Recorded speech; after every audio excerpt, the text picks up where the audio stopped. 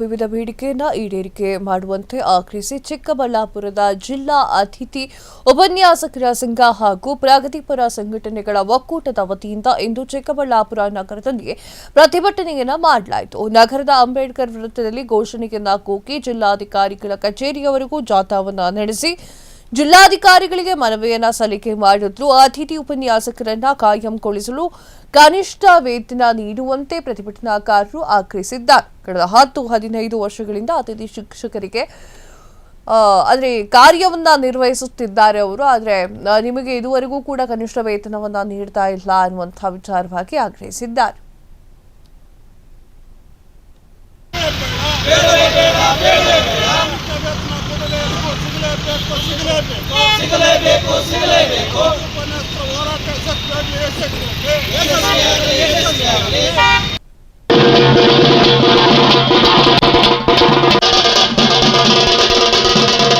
Sir, ಸುಮಾರು ವರ್ಷಗಳಿಂದ ಪ್ರಥಮ ದರ್ಜೆ ಕಾಲೇಜುಗಳಲ್ಲಿ ನಾವು ಅರೆಕಾಲಿಕ ಉಪನ್ಯಾಸಕರಾಗಿ ಸೇರ್ಕೊಂಡಂತವರು ಸುಮಾರು ಆ ಒಂದು ಪದವನ್ನು ಬದಲಾವಣೆ ಮಾಡಿ ಇವತ್ತು ಅತಿಥಿ ಉಪನ್ಯಾಸಕರಾಗಿ ಇವತ್ತು ಕೆಲಸ ಮಾಡ್ತಾ ಇದ್ದೀವಿ.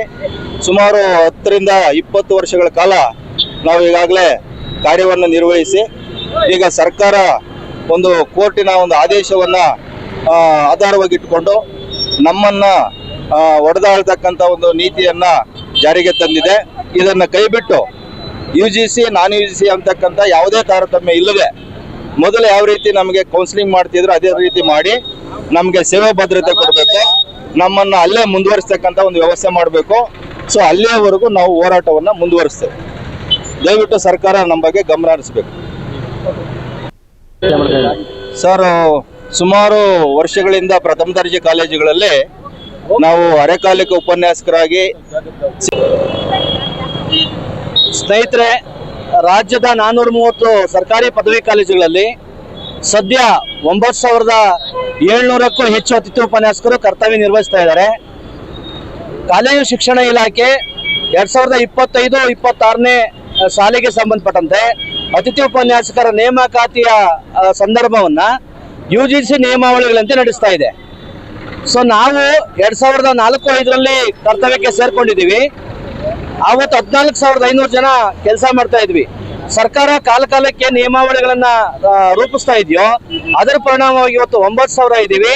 ಈಗ UGC ನಿಯಮಾವಳಿ ಜಾರಿಯಾಗಿದ್ದೆ ಆದ್ರೆ 6,000ಕ್ಕೂ ಹೆಚ್ಚು ಅತಿಥಿ ಉಪನ್ಯಾಸಕರು ಉದ್ಯೋಗ ಕಳೆದುಕೊಂಡು ಅಭದ್ರತೆಯ ಬದುಕನ್ನ ಅವರು ಎದುರಿಸಬೇಕಾಗುತ್ತೆ. ಸರ್ಕಾರಕ್ಕೆ ನಾವು ಮನವಿ ಮಾಡ್ತಾ ಇದೀವಿ, ಇಲಾಖೆಗೂ ಮನವಿ ಮಾಡ್ತಾ ಇದೀವಿ, ವಿಶೇಷ ನಿಯಮಾವಳಿ ರೂಪಿಸಿ ಎಲ್ಲಾ ಅತಿಥಿ ಉಪನ್ಯಾಸಕರು ಸಹ ಕರ್ತವ್ಯದಲ್ಲಿ ಇರುವಂತೆ ಒಂದು ಅವಕಾಶ ಮಾಡ್ಕೊಡ್ಬೇಕಂತ ನಾನು ಮನವಿ ಮಾಡ್ಕೊತಾ ಇದ್ದೀನಿ. ಯಾಕೆಂದ್ರೆ ಈಗ ನಾವು ವಯೋಮಿತಿ ಕಳ್ಕೊಂಡಿದೀವಿ ಮತ್ತು ಪರೀಕ್ಷೆಗಳನ್ನ ಎದುರಿಸುವಂತಹ ಸಂದರ್ಭದಿಂದ ನಾವು ಹೊರಗಡೆ ಇದ್ದೀವಿ. ನಾವು ದಡ್ರೇನಲ್ಲ, ನಾವು ಬುದ್ಧಿವಂತರ ಇದ್ದೀವಿ. ಆದ್ರೆ ಕಾಲೇಜು ಶಿಕ್ಷಣ ಇಲಾಖೆಗೆ ನಮ್ಮ ಇಡೀ ಬದುಕನ್ನ ಮುಡುಪಾಗಿಟ್ಟಿರೋದ್ರಿಂದ ಈಗ ಮಧ್ಯೆ ಬಂದಿರುವಂತಹ ನಿಯಮಾವಳಿನ ಮುಂದೆ ಮಾಡಿ ನಮ್ಮನ್ನ ಕರ್ತವ್ಯದಿಂದ ದೂರ ತಳ್ಳುವಂತಹ ಪ್ರಕ್ರಿಯೆ ಏನಿದೆ ಇದಕ್ಕೆ ತಡೆ ನೀಡಬೇಕು. ಜೊತೆಗೆ ಎಲ್ಲಾ ಅತಿಥಿ ಉಪನ್ಯಾಸಕರು ಅಲ್ಲಿ ಏನ್ ಕೆಲಸ ಮಾಡ್ತಿದ್ದಾರೆ, ಹೊರಗಡೆ ಉದ್ಯೋಗ ಕಳ್ಕೊಂಡು ಯಾರಿದ್ದಾರೆ ಎಲ್ರಿಗೂ ಉದ್ಯೋಗ ಕೊಡ್ಬೇಕಂತ ಈ ಮೂಲಕ ಬೇಡ್ಕೊತಾ ಇದ್ದೀನಿ.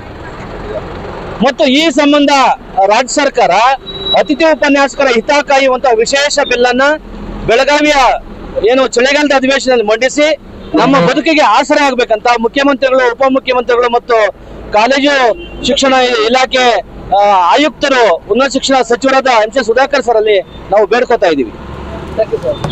ಕ್ಷಣ ಕ್ಷಣದ ಸುದ್ದಿಗಳಿಗಾಗಿ ಫ್ರೀಡಂ ಟಿವಿ ಸಬ್ಸ್ಕ್ರೈಬ್ ಮಾಡಿ, ಲೈಕ್ ಮಾಡಿ ಹಾಗೂ ಫಾಲೋ ಮಾಡಿ. ಹೊಸ ಸುದ್ದಿಗಳ ನೋಟಿಫಿಕೇಶನ್ಗಾಗಿ ಬೆಲ್ ಐಕಾನ್ ಮೇಲೆ ಕ್ಲಿಕ್ ಮಾಡಿ.